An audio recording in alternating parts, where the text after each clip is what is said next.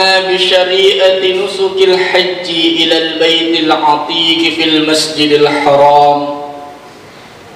أشهد أن لا إله إلا الله وحده لا شريك له له ذو العرش العظيم، وأشهد أن محمدا عبده ورسوله الهادي إلى الصراط المستقيم، والصلاة والسلام على النبي الكريم محمد وعلى آله وصحبه المتمسكين بالدين القويم.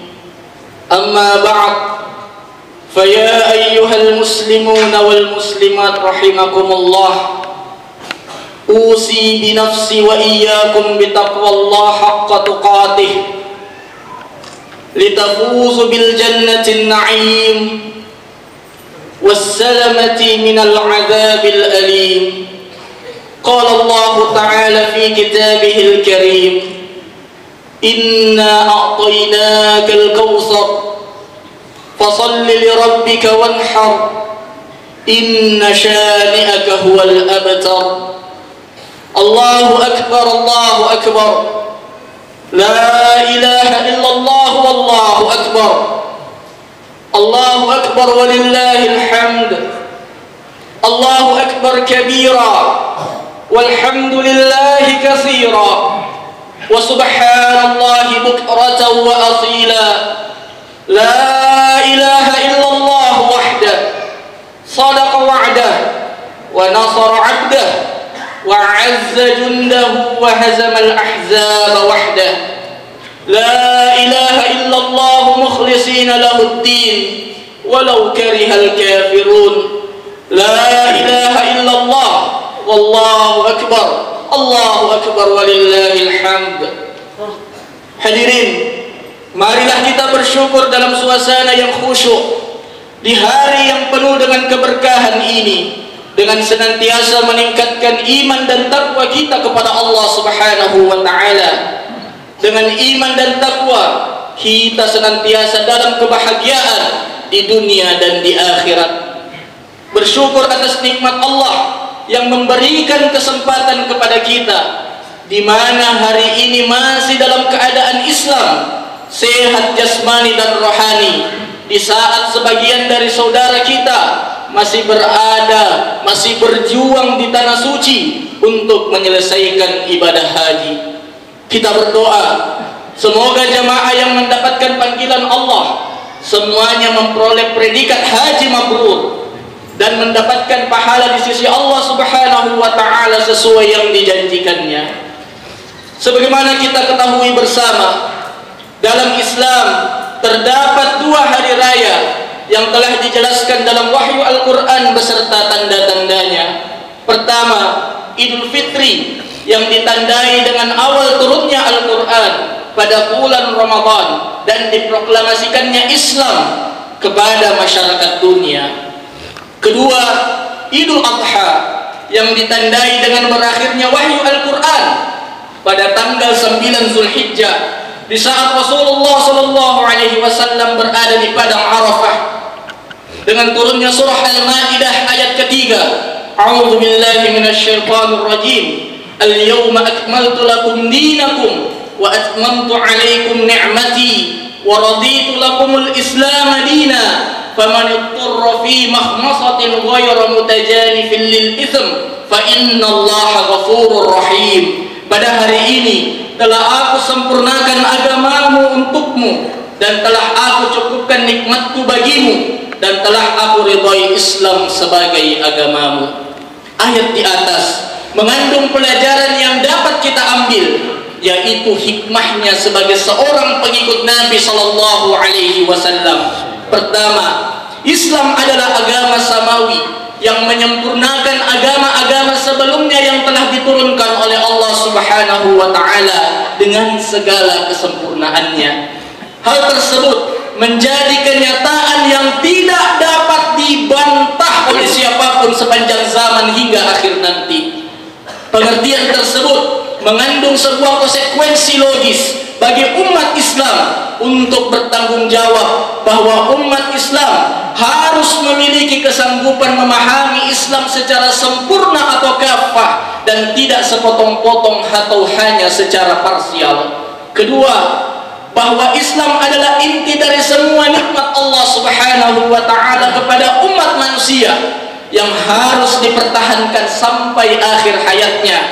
Bahkan firman Allah Subhanahu wa ta'ala menyatakan nikmat yang sesungguhnya apabila seseorang meninggal dalam keadaan Islam. Allah Subhanahu wa ta'ala berfirman dalam surah Ali Imran ayat ke-102, "Ya ayyuhalladzina amanu taqullaha haqqa tuqatih wa la tamutunna illa wa antum muslimun."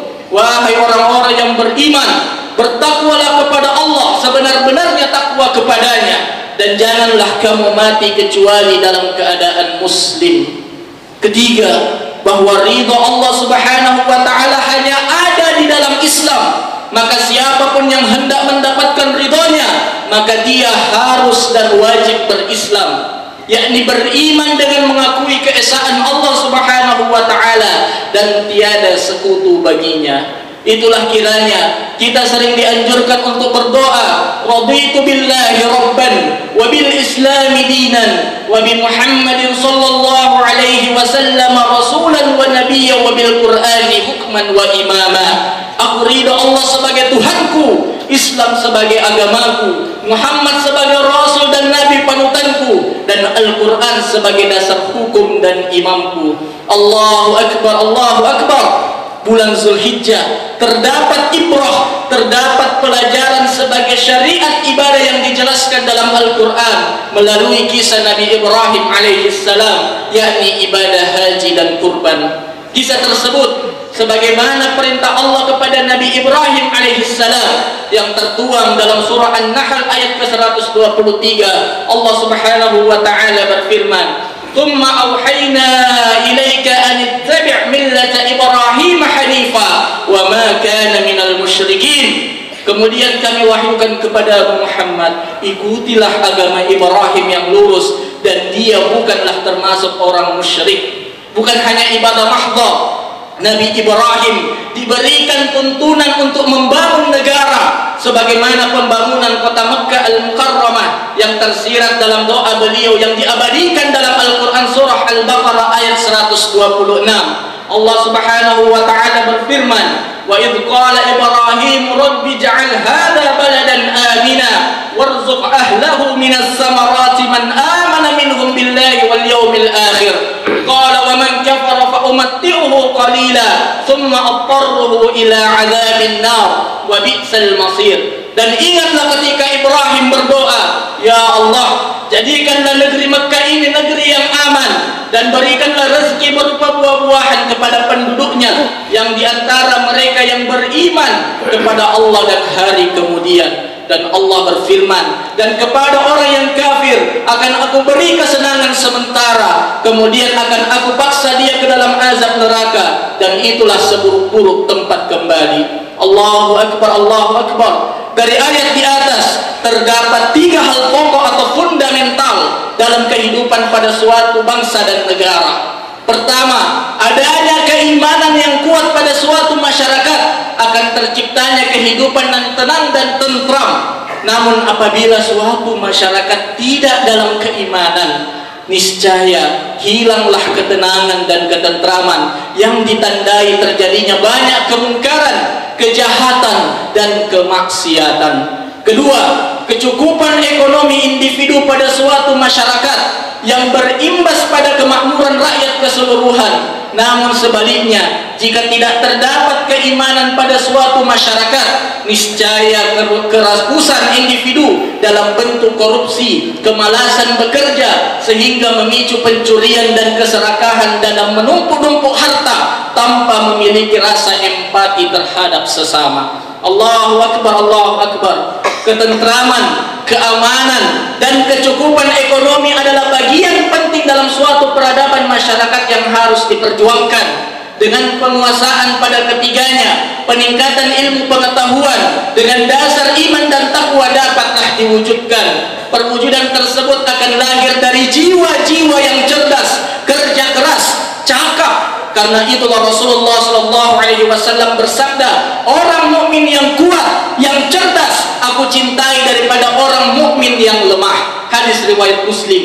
Kecerdasan, kerja keras, dan kecakapan dengan fondasi iman akan menghantarkan masyarakat Bantaing yang senantiasa dicintai oleh Allah Subhanahu wa Ta'ala, karena masyarakat Bantaing akan memaksimalkan waktu mereka untuk bekerja di dunia namun tidak lupa dengan ibadah kepada Allah Subhanahu wa Ta'ala. Marilah kita ingat-ingat firman Allah Subhanahu wa Ta'ala dalam surah Al-Insyirah ayat ke-7 sampai ke-8 yang artinya, maka bila kamu telah selesai dari suatu urusan, kerjakanlah dengan sungguh-sungguh urusan yang lain, dan hanya kepada Tuhanmu lah hendaknya kamu berharap. Keimanan yang dijadikan pondasi oleh suatu bangsa akan menghadirkan rahmat Allah Subhanahu wa Ta'ala berupa kemakmuran, kesejahteraan, keadilan, keamanan, dan ketentraman. Sebagaimana firman Allah Subhanahu wa Ta'ala dalam surah Al-A'raf ayat ke-96, walau anna ahlal qura amanu wattaqau lafatahna 'alaihim barakatin minas sama'i wal ardh walakin kadzabu fa akhadnahum bima kanu yaksibun. Dan sekiranya penduduk negeri beriman dan bertakwa pada kami, akan melimpahkan kepada mereka berkah dari langit dan bumi, tetapi ternyata mereka mendustakan ayat-ayat kami, maka kami siksa mereka sesuai dengan apa yang mereka kerjakan. Dasar-dasar keimanan sebagaimana tersurat dalam Al-Quran telah jelas bagi kita untuk mencapai kesejahteraan masyarakat dalam bingkai berbangsa dan bernegara. Kebersamaan dalam mewujudkannya diperlukan sebagai bagian dari ukhuwah Islamiyah dan ukhuwah basariyah. Allahu Akbar, Allahu Akbar. Cerminan ketaatan iman dan ketaatan dari Nabi Ibrahim alaihissalam juga tercermin ketika beliau menjadi seorang ayah dari Nabi Ismail alaihissalam yang juga sangat taat kepada Allah Subhanahu wa Ta'ala dan juga kepada ayahnya. Manakala Nabi Ibrahim alaihissalam mendapatkan perintah untuk menyembelih anak sematawayang yang dimilikinya, yaitu Nabi Ismail alaihissalam, keduanya melaksanakan dengan kesungguhan dan kesabaran. Firman Allah Subhanahu wa Ta'ala dalam surah As-Saffat ayat 102 menjelaskan, falamma balagha ma'ahu as-sa'ya qala ya bunayya inni ara fil manami anni adbahuk fanzur madza tara qala ya abati if'al ma tu'mar satajiduni insyaallah minas sabirin. Maka ketika anak itu sampai pada umur sanggup berusaha bersamanya, Ibrahim berkata, wahai anakku, sesungguhnya aku bermimpi bahwa aku menyembelihmu. Maka pikirkanlah bagaimana pendapatmu. Dia Nabi Ismail tanpa ragu menjawab, wahai ayahku, lakukanlah apa yang diperintahkan Allah kepadamu. Insya Allah engkau akan mendapatiku termasuk orang yang sabar.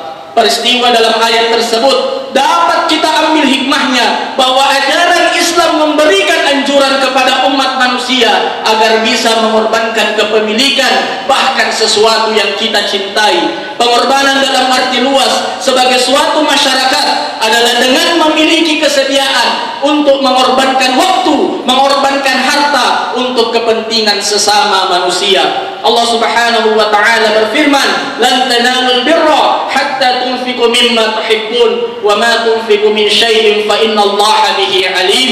Kamu tidak akan memperoleh kebajikan, tidak akan memperoleh kebaikan sebelum kamu menginfakkan sebagian harta yang kamu cintai, dan apapun yang kamu infakkan tentang hal itu sesungguhnya Allah Maha mengetahui. Adalah kaum Ansar ketika datangnya kaum Muhajirin ke Madinah yang telah mengorbankan sebagian kepentingan mereka dan harta mereka untuk menolong kaum Muhajirin saat hijrah bersama Nabi Muhammad SAW. Meskipun diketahui bahwa kaum Ansar dalam keadaan serba keterbatasan, gambaran kisah tersebut diabadikan dalam firman Allah dalam surah Al-Hasyr ayat ke-9, walladzina tabawwa'ud dar wal iman min qablihim yuhibbuna man hajara ilaihim wa la yajiduna fi sudurihim hajatan mimma utu wa yu'thiruna ala anfusihim walau kana bihim khasasah wa man yuqa shuhha nafsihi fa ulaika humul muflihun. Dan orang-orang Ansar yang telah menempati kota Madinah dan telah beriman sebelum kedatangan Muhajirin, mereka mencintai orang yang berhijrah ke tempat mereka, dan mereka tidak menaruh keinginan dalam hati mereka terhadap apa yang diberikan kepada mereka, yaitu Muhajirin. Dan mereka mengutamakan Muhajirin, mengutamakan saudaranya atas diri dirinya sendiri meskipun mereka juga memerlukan dan membutuhkannya. Dan siapa yang dijaga dirinya dari kekikiran, maka mereka itulah orang-orang yang beruntung.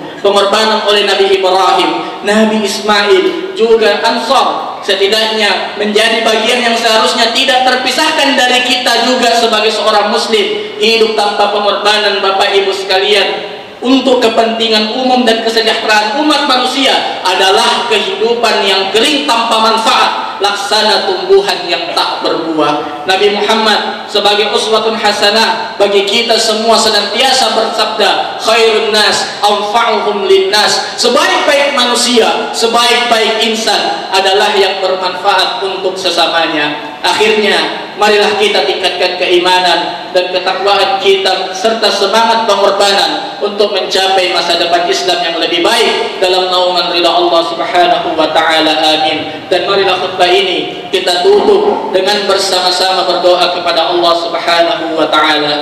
Bismillahirrahmanirrahim. Allahumma salli wa sallim wa barik ala Muhammadin wa ala alihi wa ashabihi ajma'in. وارض عنا معهم برحمتك يا أرحم الراحمين. اللهم اغفر للمسلمين والمسلمات والمؤمنين والمؤمنات الأحياء منهم والأموات إنك سميع قريب مجيب الدعوات. ربنا هب لنا من أزواجنا وذرياتنا قرة أعين واجعلنا للمتقين إماما.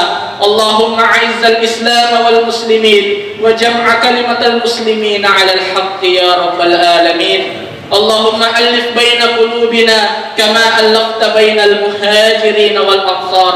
اللهم ربنا تقبل منا صلاتنا وتب علينا إنك أنت التواب الرحيم وتب علينا إنك أنت التواب الرحيم. ربنا تقبل منا إنك أنت السميع العليم. ربنا آتنا في الدنيا حسنة وفي الآخرة حسنة وقنا عذاب النار. سبحان ربك رب العزة عما يصفون والسلام على المرسلين والحمد لله رب العالمين والحمد لله رب العالمين. والسلام عليكم ورحمة الله وبركاته.